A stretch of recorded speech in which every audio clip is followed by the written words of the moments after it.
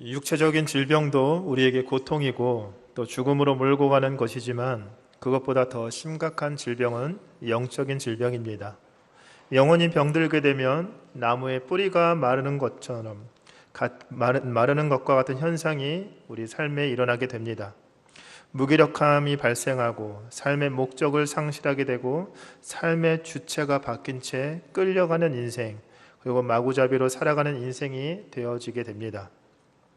영혼이 병들게 되면 인생은 자연스럽게 이처럼 사망으로 한 걸음 한 걸음 갈 수밖에 없는 존재가 되고 마는 것입니다. 오늘날 사울의 모습을 보시기 바랍니다. 그는 육체적으로 건강한 자였지만 그 영혼이 병들고 나니까 그가 하는 행동 하나하나가 지옥을 향해, 멸망을 향해 달려가고 있는 모습을 보여줍니다. 그가 이스라엘의 왕으로 세움받았을 때만 해도 굉장히 유능한 왕이었습니다. 사울은 우리가 생각할 때 별 볼 일 없는 존재로 평가할 수 있겠지만 사실 신앙 빼곤 괜찮은 사람이었습니다. 군사력도 정비하고 나라도 강하게 하는 등 외면적으로는 왕으로서는 괜찮은 사람이었습니다.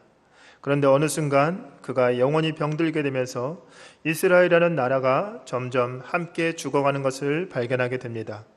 사울이 무엇 때문에 이렇게 죽어가게 되었을까요? 무엇이 사울로 하여금 그 영혼의 질병으로 사울을 몰고 가고 있었을까요? 저는 이 사무엘상을 말씀을 묵상하면서 사울의 영적 질병은 교만과 시기 때문에 그의 속에서 발병하게 된 질병이라는 생각이 들었습니다. 육신적 질병도 인체의 연약한 부분에 바이러스가 침투하면서 거기에서부터 병이 시작됩니다. 우리 안에도 바이러스가 어느 정도 품고 있지만 육신의 연약한 부분을 통해 툭하니 터져나와 질병이 발병하게 되는 것처럼 영혼도 연약한 부분으로 죄된 모습들이 침투하여 결국에는 전체를 삼켜버리게 되는 것입니다. 사울이 왕으로 세움받고 난 다음에 사람들의 추앙과 승리에 도취되다 보니 자기 위에 왕이 계시다는 것을 점점 잊어버리기 시작했습니다. 정확히 말하면 점점 잊어버렸다기보다 버렸다고 말해야 하는 것이 맞는 것 같습니다. 그 위에 왕이 있다는 사실이 그에게는 점점 불편한 사실이 되었습니다. 자연적인 망각이 아니라 의도적인 망각으로 그것들을 자기 생각에서 지우고 싶었습니다. 아말렉을 물리치고 전리품들을 줄줄이 갖고 오면 백성들의 큰 칭송을 얻을 거라 기대하면서 한껏 부푼 마음으로 돌아옵니다. 그때 그 사울을 사무엘 선지자가 나와서 지적합니다. 사무엘은 하나님의 대리자였습니다. 이스라엘을 인도하는 영적 지도자였습니다. 사울이 군사적인 왕이었다면 사무엘은 영적인 지도자였습니다. 그리고 하나님의 말씀에 이끌림 받아야 하는 사울이라면 사무엘 앞에서도 겸허히 그가 멘토라는 사실을 인정하고 그 말씀을 따라야 했습니다. 그런데 사울이 점점 그의 모습이 자기 위에 있는 하나님을 버릴 뿐만 아니라 자신의 멘토로 있는 사무엘마저도 버리고 있었습니다. 하나님께서 사울을 왕을 세우신 것을 후회하신다 말씀하신 이유가 바로 여기에 있습니다. 사울이 왕이 되어서 군사적으로 사회적으로는 성공했지만 결국 사울은 자신의 교만함에 눌려서 멸망하게 되고 말았습니다. 사울이 이런 마음을 품고 있는데 이런 좋은 기회를 사탄이 가만둘 리 없었습니다.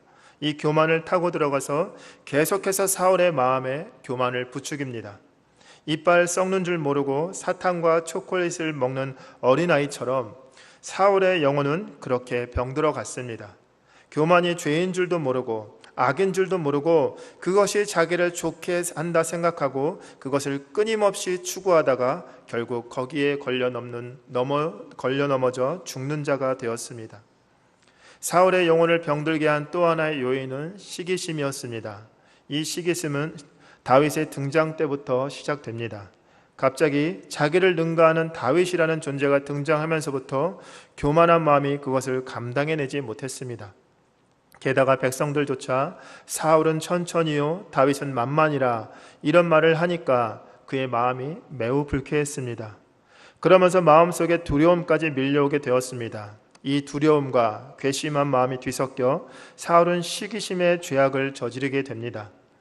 사울은 그의 아들 요나단처럼 겸손하게 다윗을 인정해야 했습니다. 그런데 시기심에 가득 찼던 사울은 그것을 받아낼 수 있는 그릇이 아니었습니다. 작은 그릇은 큰 그릇을 받아내지 못합니다. 국그릇 속에는 밥그릇이 들어가도 밥그릇 속에는 국그릇이 들어가지 못합니다. 그만큼 다윗은 하나님 앞에 큰 그릇이었고 사울은 작은 그릇이었습니다. 그런데 작은 그릇이 큰 그릇을 보고 시기를 품고 분노하게 됩니다. 그러니 만들어낼 수 있는 일은 죽여야겠다라는 생각밖에 없었습니다. 결국 교만이든 시기심이든 둘 다 사울을 병들게 하고 죽게 만드는 중요한 요인인데 왜 그것이 사울에게 생겼는지 우리는 알아야 합니다. 다윗도 그럴 수 있는 입장이었는데 다윗은 그러하지 않았습니다. 교만과 시기심이라는 이 두 죄가 틈탈 수 있는 좋은 미끼로 인해 사울은 서서히 무너져가기 시작했습니다. 사울의 심령 속에 교만과 시기심이라는 병적 상태로 말미암아 끝없는 죄악의 바이러스가 사울 몸속으로 들어갔습니다. 그래서 사울은 점점 그의 눈이 어두워져 갔습니다. 영적인 눈이 어두워서 이젠 분별하지도 못하게 되었습니다. 그리고 점점 분노가 광기 서린 모습으로 그의 심령을 잡아먹고 그 심령 속에서 폭발하게 되는 지경까지 이르게 됩니다. 영적인 사람은 그런 식으로 폭발하지 않습니다. 사울이 보여주는 것은 교만과 시기심이 결국 죄악의 바이러스를 끊임없이 들어오게 하고 그 만들어내는 것은 결국에 폭발이라는 죄악의 폭발이라는 죄된 모습밖에 없습니다. 그 모습이 적나라하게 드러나는 것이 오늘 본문의 말씀입니다. 사무엘상 19장 앞부분을 보면 다윗과 요나단이 사울 앞에서 하는 이야기가 나옵니다. 다윗을 지극히 아끼고 사랑했던 요나단이 다윗의 목숨을 건지고자 애를 씁니다. 다윗을 숨겨주고 아버지 사울의 마음을 떠보기도 합니다. 그러다 사울이 요나단에게 내가 다윗을 죽이지 않겠다라고 약속을 하자 다윗을 불러드립니다. 하지만 병든 영혼의 존재는 거짓말을 쉽게 일삼습니다. 이 거짓말은 자신이 거짓말을 하는 것조차 모르게 입에서 스며 나옵니다. 자신의 말을 지켜낼 인격조차 온전히 가지고 있지 못했기 때문에 죄로 말미암은 거짓들이 그 안에서 계속해서 쏟아져 나오게 되는 것입니다. 그래서 죽이지 않겠다고 맹세해놓고 금방 돌아서서 다윗에게 단창을 날리는 사울의 모습을 보게 됩니다. 거짓말은 위기 상황을 모면하기 위한 인간의 본능이기도 합니다. 그러나 우리의 연약한 심령을 절묘하게 이용하는 사탄의 속임수가 있다는 사실을 우리는 간과해서는 안 됩니다. 보이지 않는 사탄이 인간의 마음속에 숨어서 그런 것들을 계속해서 부추깁니다. 사울에게 교만과 시기를 집어넣었듯이 우리에게 거짓이라는 것을 계속 집어넣어서 거짓이 꼬리에 꼬리를 물고 만들어가도록, 그래서 스스로 붕괴되도록 사탄은 끊임없이 우리 안에서 역사합니다. 우리가 거짓말을 하는 것, 우리가 거짓된 일을 하는 것은 단순히 우리가 연약해서가 아닙니다. 사탄이 끊임없이 우리 안에 주입하고 있기 때문입니다. 사탄은 우리의 인생을 결코 책임져 주지 않습니다. 우리에게 멸망만 주어질 뿐입니다. 거짓은 어떠한 모양이든 하나님의 나라를 세우는 벽돌이 될 수 없다는 것을 반드시 기억하시기 바랍니다. 거짓을 아무리 차곡차곡 쌓아도 그것이 나름 좋은 의미를 담고 있다 할지라도 거짓은 결코 하나님 나라를 세울 수가 없습니다. 내 삶이 직접 사탄을 따르지 않는다 할지라도 거짓을 일삼고 있다면 우리 이면에 사탄이 우리를 조종하고 있다는 사실을 기억하시기 바랍니다. 그 길로 계속 가다간 돌이킬 수 없는 나라에 떨어지게 된다는 것도 우리는 분명히 알아야 합니다. 사울이 교만과 시기심에 죄의 마음에 짓눌려 버렸을 때, 거기에 사로잡혀 버렸을 때 그의 입술에서는 계속해서 거짓말만 쏟아냅니다. 다윗을 안심시키는 말을 몇 번이나 했습니까? 계속 그렇게 말해놓고 돌아서면 또다시 사례를 품고 끊임없이 다윗을 죽이려 했습니다. 악한 영에 사로잡힌 사울, 이 사울이 아무 죄도 없는 다윗을 향해 단창을 날립니다. 그의 시기와 교만이 자라나서 이제는 살기가 되었던 것입니다. 이것이 사탄이 가장 좋아하는 방법입니다. 사탄이 인생 안에 타고 들어올 가장 좋은 길이 바로 이러한 길입니다. 미움을 계속 부추겨서 결국에는 살인까지 만들어냅니다. 악령이 사울에 침투하여 그를 잡아먹었을 때 사울이 만들어낸 결과는 이러한 끔찍한 일들이었습니다. 악한 영은 아무에게나 들어가지 않습니다. 악한 길을 열어놓은 자의 심령 속에 쉽게 들어갑니다. 그러나 내가 영적 질서에 잘 자리 잡고 은혜가 충만하다면 절대로 사탄은 쉽사리 우리의 심령 속에 뚫고 들어오지 못합니다. 하나님이 지키시고 계시기 때문에 우리의 심령 속에 쉽게 들어올 수 없는 것입니다. 그러나 우리가 미움과 시기와 분노가 발동하게 될 때 그 마음의 빗장을 풀어 헤치고 우리 마음속에 균열이 생기기 시작할 때 사탄은 그 틈을 타고 우리의 심령 속으로 들어옵니다. 사탄이 제일 들어오기 좋아하는 코스가 바로 미움이라는 코스입니다. 마음속에서는 사탄이 계속해서 공장을 돌려댑니다. 죄악의 열매를 생산해내고 있고 죄악의 산물들을 계속해서 생산해내면서 죄의 폭탄을 터뜨릴 준비를 심령 안에서 하고 있는 것입니다. 미움을 계속 묵상하다 보면 처음에는 섭섭한 마음이 들기 시작합니다. 거의 대부분이 조금 섭섭한 마음에서 시작을 하는데 묵상해야 할 말씀은 묵상하지 않고 섭섭한 것만 묵상하다 보니까 이 섭섭함이 더욱더 커져서 미움이 되고 또 이 미움이 커져서 분노가 되고 분노가 커져서 주체할 수 없는 폭발이 되고 마는 것입니다. 그 다음부터는 브레이크가 고장난 자동차처럼 걷잡을 수 없게 됩니다. 섭섭한 마음이 안 드는 사람은 세상에 아무도 없습니다. 미운 마음이 안 드는 사람도 없습니다. 그러나 그 마음을 성령의 마음으로 닫아 걸고 마음을 잡아야 하는데 그렇지 않고 사탄이 그 심령에 기름을 끼얹고 있다는 것을 알면서도 우리는 계속해서 그 섭섭함을 묵상합니다. 나쁜 놈 하다가 죽일 놈 그리고 죽일 놈 하다가 죽이자 이렇게 되고 맙니다. 그게 악령에 사로잡힌 자의 모습입니다. 사탄에 사로잡히면 그렇게 되는 것입니다. 그러므로 악한 영에 잡힌 사실을 내 잘못이 아니라 사탄의 죄다라고 말한다면 틀린 말인 것입니다. 물론 사탄이 유혹을 한 것은 맞습니다. 하지만 우리의 죄가 더 큽니다. 내가 방비를 하지 못한 것이 더 큰 죄입니다. 적군이 쳐들어온다고 해서 성이 무조건 무너지는 것이 아닙니다. 이겨낼 결속력이 있고 힘이 있으면 아무리 대군이 몰려와도 그 성을 지킬 수 있습니다. 그러나 적군이 몰려올 때 성문을 열어젖힌 상태로 성은 결코 그 전투에서 승리할 수 없습니다. 미움이라는 성문을 열어젖힌 사람은 영적으로 승리하는 것이 불가능합니다. 적군이 미움이라는 성문을 타고 끊임없이 들어오기 때문에 막아낼 재간이 없게 되는 것입니다. 그래서 우리가 우리의 심령을 말씀의 파수대를 세우고 견고하게 지켜내지 않으면 악령에 접하게 되면 우리는 결국에 무너지게 되는 것입니다. 그래서 성경은 이렇게 말합니다. 해가 지도록 분을 품지 말라. 이 말 속에는 여러 의미가 있습니다. 분노를 품는 것 자체를 하지 말라라고 말하지 않습니다. 그것은 인간에게 불가능하기 때문입니다. 그래서 분노하지 말라라고 하지 않고 해가 지도록 분을 품지 말라라고 말씀하고 있는 것입니다. 분노를 묵상하지 말라라는 뜻인 것입니다. 낮에 벌어진 일을 밤새도록 묵상하면 결국 사울과 같은 일을 범하게 된다는 것입니다. 그러므로 우리가 사울이 당면한 이런 일, 미움의 문이 열리려 하고 시기의 문이 열리려 하고 교만의 문이 열리려 할 때 빨리 우리는 그 생각을 떨어버리고 우리의 생각을 다른 생각으로 돌려야 합니다. 미운 사람 계속 생각한다고 하고 있다고 그 사람이 사랑하는 존재로 바뀌지 않습니다. 생각을 바꾸십시오. 우리의 관심사, 우리가 바라보는 것, 우리가 생각하는 것을 다른 것으로 바꾸시기 바랍니다. 한 다른 데 신경을 쓰고 마음을 돌리면 그러한 시간적 여유가 내게 그 사람을 다시 한번 생각하게 하고 용서할 수 있는 기회로 만들어줄 수 있습니다. 그런데 그 미움의 마음, 분노의 마음을 계속해서 묵상하고 있으면 하나님의 말씀이 들어갈 여지 없이 계속해서 우리는 무너지게 되는 것입니다. 사울이 무너진 것은 능력이 부족해서 하나님이 은혜를 주지 않아서 무너진 것이 아닙니다. 이 모든 것 사울은 누렸지만 단 하나 마음의 문을 지키지 못했기 때문입니다.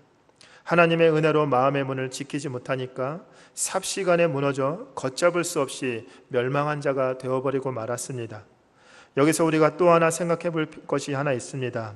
다윗이 사울의 손을 피해 사무엘에게로 달아났을 때 사울이 다윗을 잡으려 여러 일들을 꾸밉니다.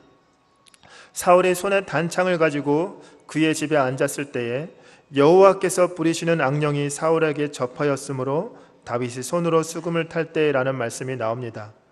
여기서 하나님이 부리시는 악령이라는 말은 하나님께서 동조하고 방조해서 하나님께서 그렇게 하라고 시킨 하나님의 종 사탄이라는 말이 아니라 하나님의 권세와 하나님의 다스림 아래에 있는 악령이라는 소리입니다.